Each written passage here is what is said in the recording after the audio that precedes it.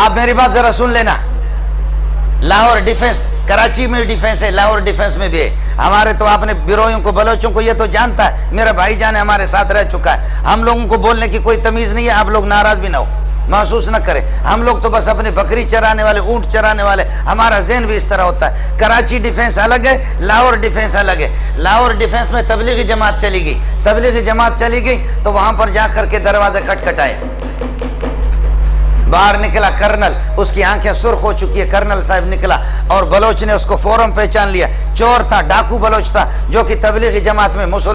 انہوں نے کھٹکھٹایا. کرنل باہر نکلا. کون ہو؟ کہنے لگے تبلیغی جماعت. بھائی مسجد جماعت ہماری آئی ہے، قریبی مسجد میں. بھائی اللہ راضی ہو جائے آپ 5 منٹ تشریف لائیں، ہم غریبوں کی بات سن لیں. کرنل نے یہاں پر امیر صاحب کو سینے میں ہاتھ دیا، ہاتھ دے کر کے دھکا دیا. کہنے لگے جاؤ جہنم میں جاؤ، فرانس میں تبلیغ کرو، برطانیہ میں تبلیغ کرو، وہاں ہندوستان میں جا کر کے. یہاں تم لوگ مجھے تبلیغ کرتے، تمہارے باپ سے زیادہ میں جانتا ہوں، تم سے زیادہ میں خدا کے حکام کو جانتا ہوں. تم لوگ کس کو تبلیغ کرتے ہو؟ جاؤ فرانس میں.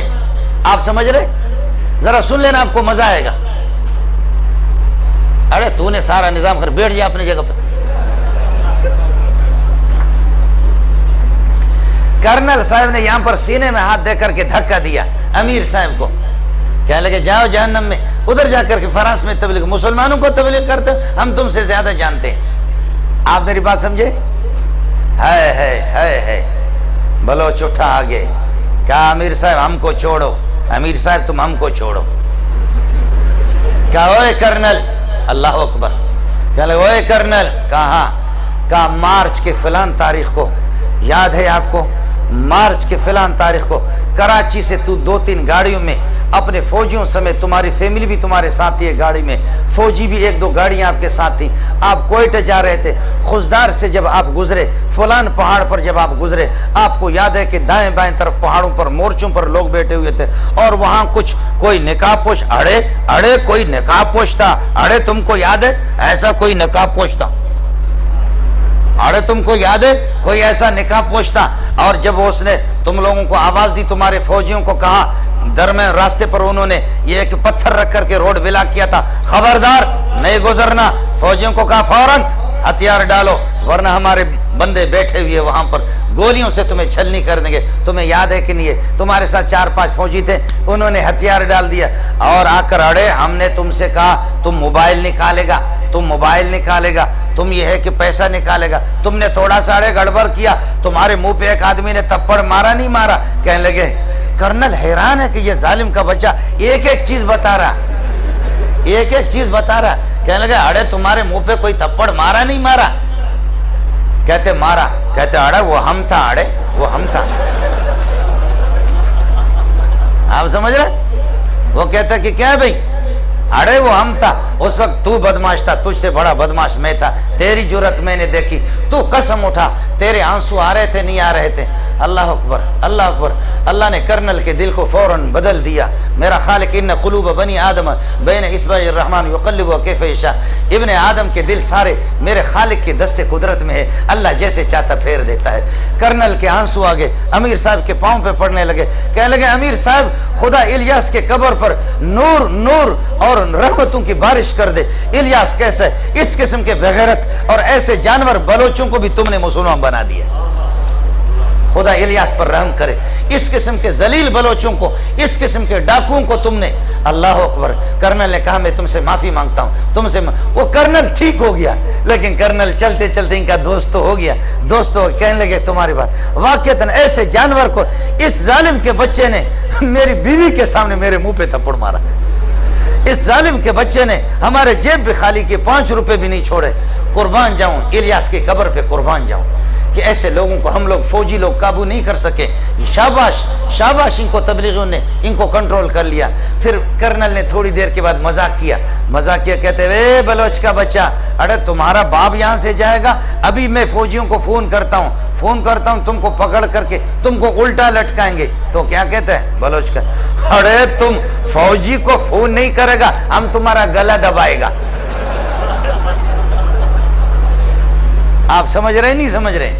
جی ہاں، یہ وہ لوگ ہیں کہ جنہوں نے واقع مجھ سے خود بیان کیا ہے. میں انشاءاللہ آپ سے ملا بھی سکتا ہوں. ایجنسی والے آگے وہ روزانہ ناظم ایک دن दाढ़ी वाले 2 एजेंसी वाले आगे, बड़े अच्छे लोग थे, कहने लगे मौलाना, मैंने कहा जी, कहते आपका नाम सुना है, आप बड़े मौलवी हैं। मैंने कहा बस लोग कहते होंगे। कहने लगे मौलवी साहब आपको कौन ये फंडिंग कौन करता है, कौन आपको? मैंने कहा अमेरिका देता है।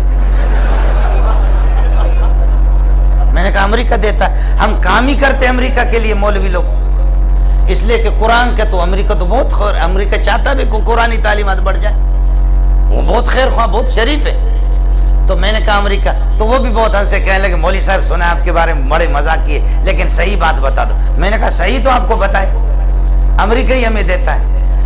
कहता है कि नहीं नहीं आप असल बात बताओ, असल बात बताओ कि ये कौन कौन से सेठ है, कौन कौन से लोग। मैंने कहा वो सेठों के नाम हम अपने उस्तादों को नहीं बताते, तुम्हें कैसे बताएंगे? मौलाना सलीमुल्लाह खान जिनके जूतियों पे कुर्बान जाऊं, 35 साल मुझे खिलाए, अगर मौलाना सलीमुल्लाह आ जाके मौलवी मंजूर कौन सा सेठ आपके साथ ताउन करता है, मैं बिल्कुल नहीं बताऊंगा, चाहे मुझे ज़बह करे। मैंने कहा अपने उस्तादों को हम नहीं बताते। कहते नहीं मौलाना असल तो बात बताओ, आपका ताल्लुक किस जमात से? मैंने कहा इमरान खान से। हंस हंस करके वो हंस रहे कि कहते मौलवी साहब सही बात बताओ। मैंने कहा साफ बात आपको बताऊं, इस दाढ़ी के साथ ना पीपल पार्टी वाले मुझे कबूल करेंगे, न मुस्लिम लीग वाले कबूल, न भाई इमरान जान मुझे कबूल करेगा, कोई मुझे इस दाढ़ी के साथ, इस पगड़ी के साथ कबूल, मजबूर होकर फजल मां के साथ लगा हुआ बस। फजल मां की जमात में जुड़ गए, मजबूरी है हमारी, वरना जी चाहता कि इमरान खान की जमात में चले जाए। हंस हंस करके कहते कि मौलवी साहब नहीं आप बताओ ये 600 असातिज़ा कितने? मैंने कहा मुलाजिम असातिज़ा 40 तक पहुंचते, इनकी तनख्वाहें कहाँ से? मैंने कहा बताएं अमेरिका देता है। कहते नहीं नहीं आप साफ साफ बात पता। मैंने कहा अल्लाह की कसम हमें मालूम नहीं है। मैंने कहा कल की बात आपको बता रहा हूँ, तलबा ने मुझे पर्ची दे दी, दौर हदीस में कहा उस्ताद जी खुद जलसों में जाते हो, मुर्गा टिक्का पुलाव खाते हो, बिरयानी खाते हो, और हमारी दाल सुबह भी दाल शाम भी दाल, सुबह भी दाल शाम भी दाल, सुबह भी दाल शाम भी दाल, उस्ताद जी कुछ तो खुदा का खौफ करो। मुझे पर्ची दी, मैंने कहा वल्लाह मेरे दिल पर चोट लग गई। उन्होंने कहा उस्ताद जी दाल ही दाल खिला रहे। मैं जा करके दोपहर को 12:30 को खाना खा करके सो गया। मैं जोर के लिए उठा तो देखा बोरची खाने के साथ 2 गायें बंधी हुई है। तालिब से बोरची से मैंने पूछा ये कहाँ से? उन्होंने कहा एक आदमी ने कहा मेरी माँ को तकलीफ है, सकरात का वक़्त है, सदका लेकर के ये 2 गायें उसने दिए। मैंने कहा कोई 2 गायें लाता है, कोई 2 किलो आटा लाता है, कोई 200 लाता है, कोई 2000 लाता है, और कोई 2 लाख भी लाता है। जी हाँ 2 लाख भी ला। और ऐसे ऐसे लोग हैं, ऐसे ऐसे लोग हैं, बाज आकर के बाज हमें बताते कि जी चल आपके लिए मस्जिद तामीर करेंगे, बाज कहते कि वो ऐसे लोग देते वही है, वो हमसे हिसाब ले ले, और आप कहते हिसाब दे दो, तुम दे दो फिर हमसे हिसाब ले लो। अस्सलाम वालेकुम। जी दोस्तों आपने देखा और सुना शेख मौलाना मंजूर मेंगल साहब को कि शेख मौलाना मंजूर मेंगल साहब क्या बयान फरमा रहे थे।